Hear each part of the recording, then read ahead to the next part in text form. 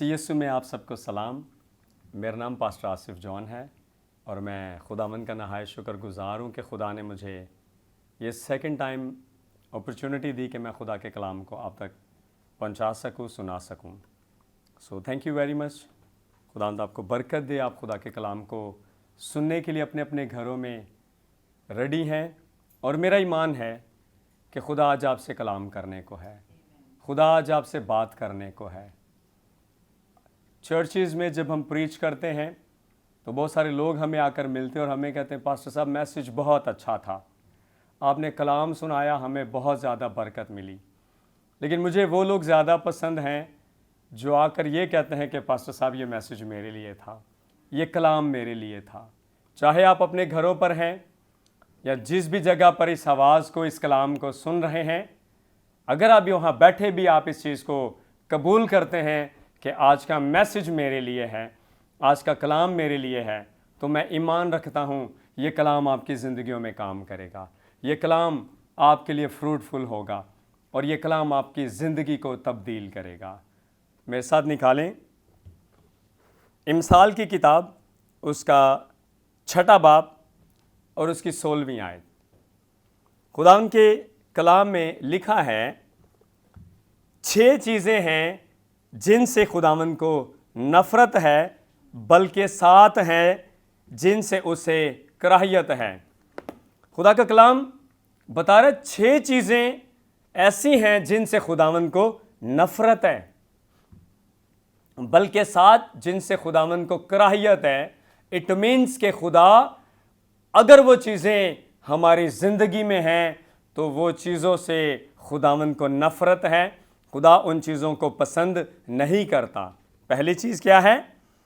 اونچی آنکھیں، اور دوسری جھوٹی زبان، اور تیسری بے گناہ کا خون بہانے والے ہاتھ، پھر ہے برے منصوبے باندھنے والا دل، شرارت کے لیے تیز رو پاؤں، اور پھر جھوٹا گواہ جو دروغ گوئی کرتا ہے، اور پھر آخری جو بھائیوں میں نفاق ڈالتا ہے۔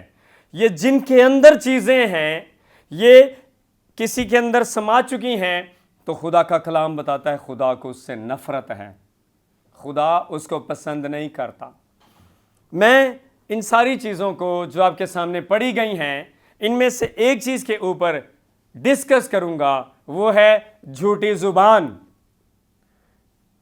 یہ ایک ایسا عمل ہے جس سے اب ہم ڈرتے نہیں، اب ہم گھبراتے نہیں، بلکہ ہماری زبان، جسے جھوٹی زبان کہا گیا ہے، اگر ہماری زندگی کے اندر جھوٹ آ جائے تو یہ جھوٹ اتنا زیادہ مکس اپ ہو چکا ہے، اتنا زیادہ ہمارے بدن کے اندر رس بس گیا ہے کہ ہم جھوٹ بولتے ہوئے ڈرتے نہیں، ہمیں ڈر نہیں لگتا، ہمیں خوف نہیں آتا، بلکہ ہم جھوٹ بولتے ہیں تو اس کے بعد اس جھوٹ کو چھپانے کے لیے ہم جھوٹ پر جھوٹ بولتے چلے جاتے ہیں، صرف کس لیے کہ کہیں پتہ نہ چل جائے کہ میں نے جھوٹ بولا ہے۔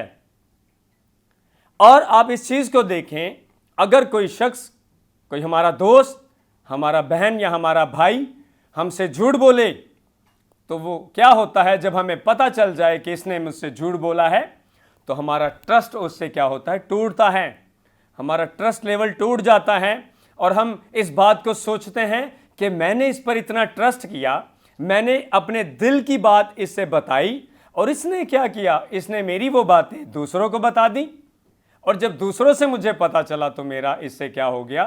ٹرسٹ ٹوٹ گیا۔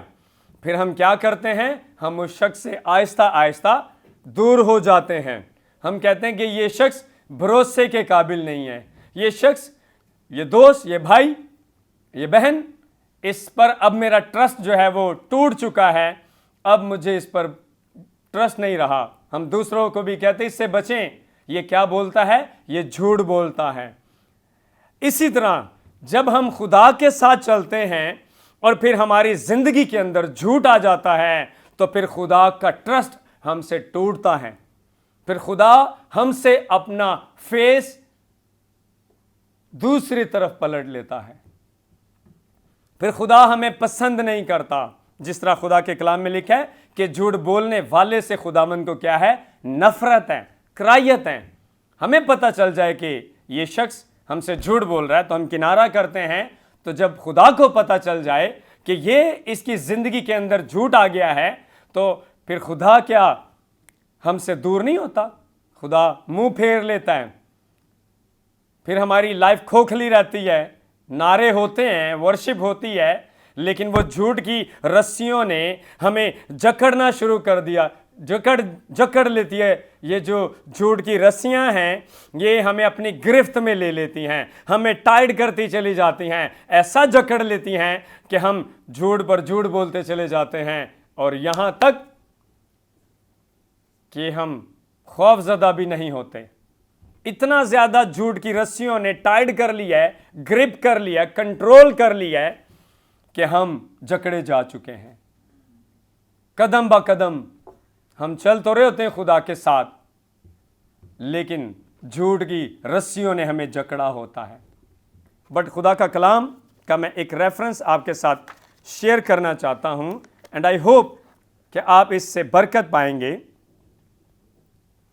خداوند کے کلام میں کلسیوں اس کا 3 باب اور اس کی 9 آیت میں لکھا ہے، ایک دوسرے سے جھوٹ نہ بولو۔ یہ خدا کا کلام ہمیں نصیحت کرتا ہے کہ ہم ایک دوسرے سے جھوٹے نہ بولیں، لیکن ہم کر کیا رہے ہیں؟ ہم ایک دوسرے سے جھوٹ کے ہیبچول ہو چکے ہیں، عادی ہو چکے ہیں۔ خدا کا کلام امثال کی کتاب میں فرماتا ہے کہ یہ جو جھوٹ ہے یہ دم بھر کے لیے ہے، لیکن سچے ہونٹ ہمیشہ تک قائم رہیں گے۔ اگرچہ ہم جھوٹ بولنا نہیں چھوڑ رہے، اور اس کا نقصان میں آپ کو بتانا چاہتا ہوں۔ اس کا ایک بڑا نقصان ہے جو ہمیں شاید نظر نہیں آتا، لیکن وہ نقصان میں آپ کو بتانا چاہتا ہوں۔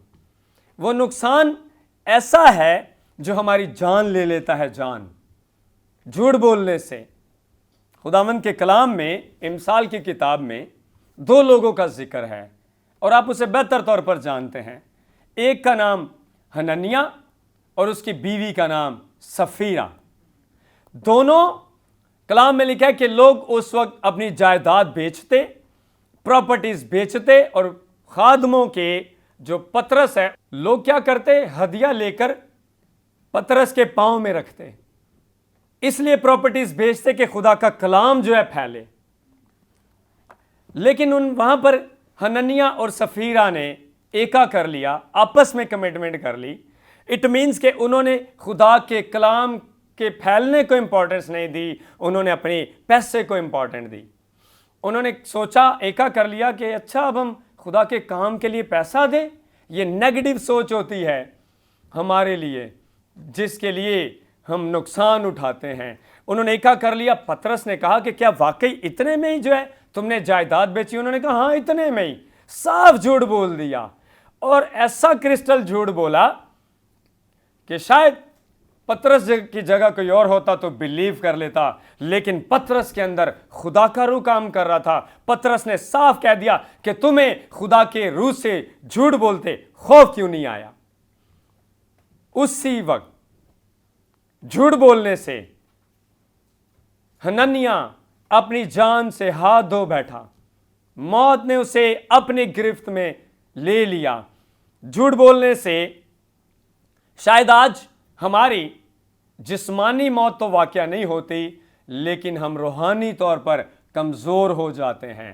دیمک کی طرح اندر ہی اندر جھوٹ نے ہمیں کھوکھلا کر دیا ہوتا ہے۔ ہم بظاہری بہت زیادہ اپنے آپ کو اسپرچول دکھاتے ہیں، لیکن ہمیں اندر سے جس چیز نے ڈیمیج کر دیا ہے وہ جھوٹ کی اسپرٹس ہیں، جھوٹ کی۔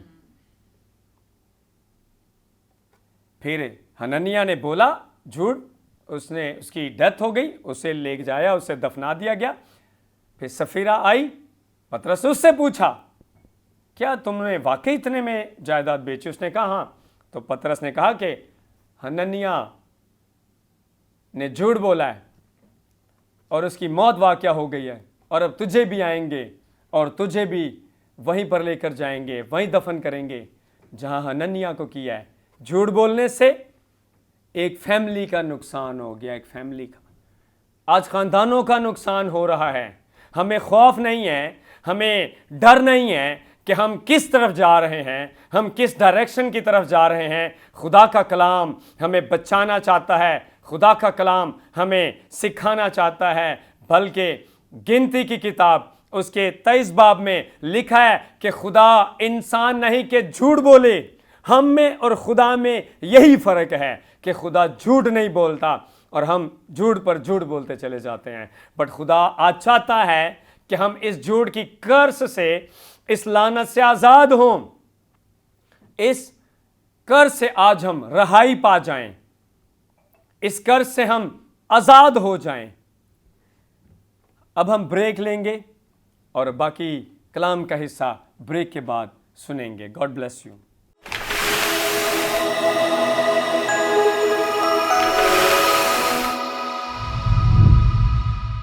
Welcome back. خداوند آپ کو برکت دے. میں بات کر رہا تھا گنتی کی کتاب اس کا 23 باب اور اس کی 19 آیت کو کہ خدا انسان نہیں کہ جھوٹ بولے اور نہ آدم زاد ہے کہ اپنا ارادہ بدلے. کیا جو کچھ اس نے کہا اسے نہ کرے یا جو فرمایا اسے پورا نہ کرے. خدا میں اور انسان میں یہی فرق ہے کہ خدا کی ذات میں سچائی ہے, اس کی باتیں, اس کا کلام سچا ہے.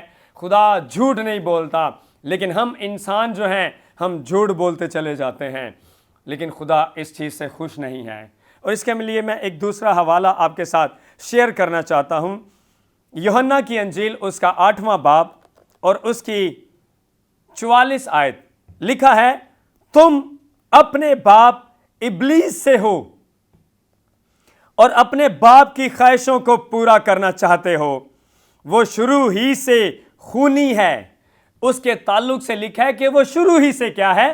خونی ہے, خون کرنے والا ہے. کیسے خون کر دیا اس نے؟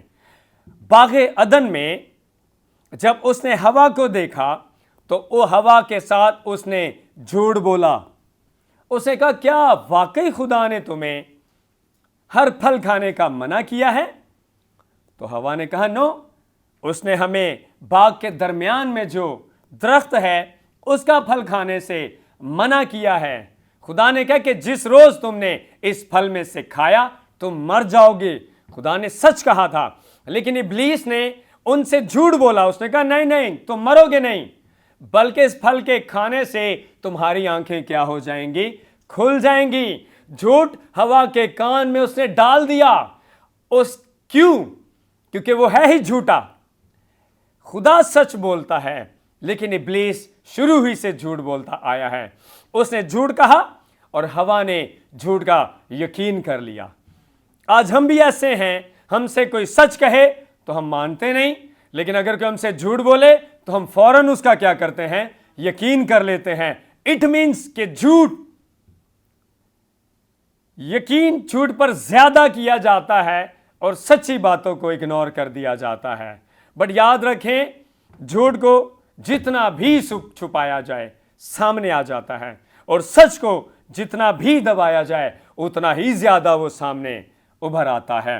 خدا کا کلام بتاتا ہے کہ وہ خونی ہے, خون کیا جھوٹ بول کر اور سچائی پر قائم نہیں رہا, کیونکہ اس میں سچائی ہے ہی نہیں. ابلیس کے اندر سچائی نہیں ہے. لکھا ہے جب وہ جھوٹ بولتا ہے تو اپنی ہی سی کہتا ہے, کیونکہ وہ جھوٹا ہے بلکہ جھوٹوں کا باپ ہے. لیکن میں جو سچ بولتا ہوں اسی لیے تم میرا یقین نہیں کرتے. سچ بولنے والوں کا یقین نہیں ہوتا, جھوٹ بولنے والوں کے لیے لوگ یقین کرتے چلے جا رہے ہیں. لیکن میں آپ کو بتانا چاہتا ہوں, بی کانشینس, بی اویئر. یہ جھوٹ ہمارے اندر ایک پوائزن کی طرح کام کر رہا ہے. It's working like a slow poison. یہ ایک سلو پوائزن کی طرح کام کر رہا ہے. ایسا کام کر رہا ہے کہ ہمیں اندر ہی اندر سے یہ روحانی طور پر ڈیڈ کرتا چلا جا رہا ہے. ہم مذبح پر جھوٹ بول جاتے ہیں, یہاں تک کہ ہم اپنے سچ کو چھپانے کے لیے کیا کرتے ہیں؟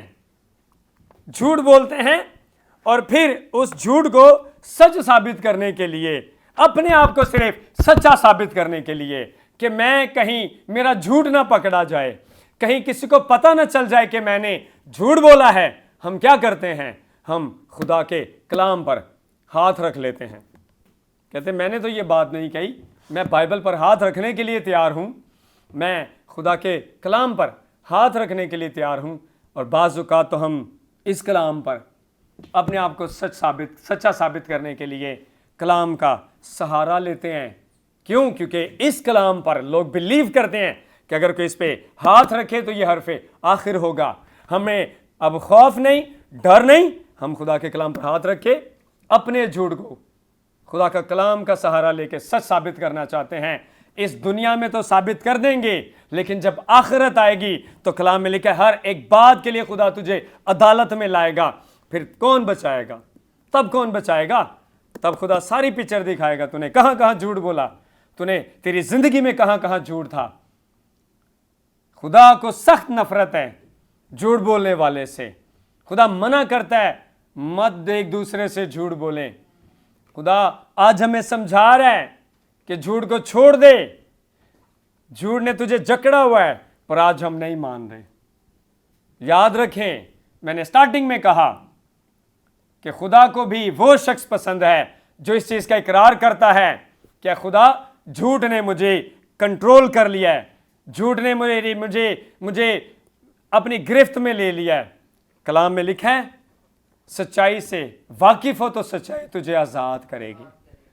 सिर्फ खुदावंद ही है जिसके सामने आप इकरार करें कि खुदावंद मेरी जिंदगी में झूठ है और मैं जान गया हूं कि झूठ बोलने वाले से आपको नफरत है, इसी वजह से मेरी दुआएं मेरे कमरे से ही वापस आ रही हैं, क्योंकि आपका चेहरा ही मुझसे जुदा है, आप मुझसे नाराज हैं। सच्चा रास्ता, सच्चाई वाला रास्ता ये वो यीशु मसीह का रास्ता है। इस पर चलने वाले थोड़े हैं, इस रास्ते में बड़ी तकलीफें हैं, लेकिन आपके लिए बरकतें बहुत ज़्यादा हैं, आपके लिए मुश्किलात बहुत ज़्यादा हैं, लेकिन यीशु मसीह आपका इंतज़ार कर रहा है। He is waiting for you. और मैंने पिछले अपने मैसेज में बताया कि मेरी वाइफ को कैंसर हुआ, मेरे बच्चे छत से गिर गए, मेरा हाईवे पर एक्सीडेंट हुआ, लेकिन सच्चाई का दामन नहीं छोड़ा।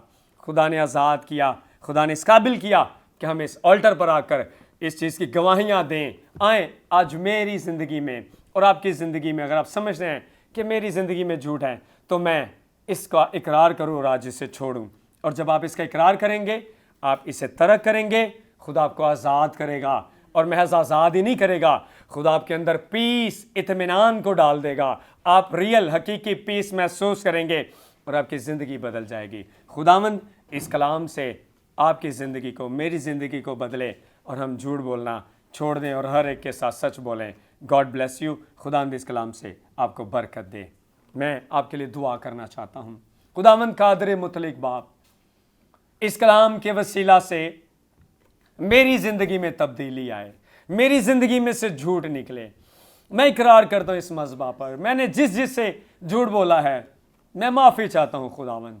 और मेरे सुनने वाले बहन भाई भी आज ये इकरार करें, इन्होंने जिस के साथ झूठ बोला है आज ये झूठ का इकरार करें और इसे तर्क करें और इन पर फजल हो। खुदावंद आपका बड़ा फजल इन पर जारी हो। मैं सुनने वाले तमाम बहन भाइयों के लिए खुदावंद आपसे मिन्नत करता हूँ, जो इस कलाम को सुन रहा है और इकरार कर रहा है, उस पर आपका फजल जारी हो, उसकी ज़िंदगी में आपका ग्रेस जारी हो, बड़ा फजल जारी हो। खुदावंद मैं शुक्रगुजारी करता हूँ ऐ खुदावंद पास्टर सरफराज विलियम के लिए, गवाही टेलीविज़न के लिए, जिसके वसीला से मैं इस ऑल्टर पर खड़ा होकर आपका कलाम सुना रहा हूँ। मैं पास्टर सरफराज विलियम के लिए, उनकी सारी टीम के लिए, उनकी सारी इस गवाही नेटवर्क के लिए, इस गवाही टेलीविज़न के लिए बरकत और सलामती की दुआ करता हूँ। यीशु मसीह नासरी के नाम से मांगता हूँ, आमीन। God bless you. खुदा आपको बरकत दे, आमीन।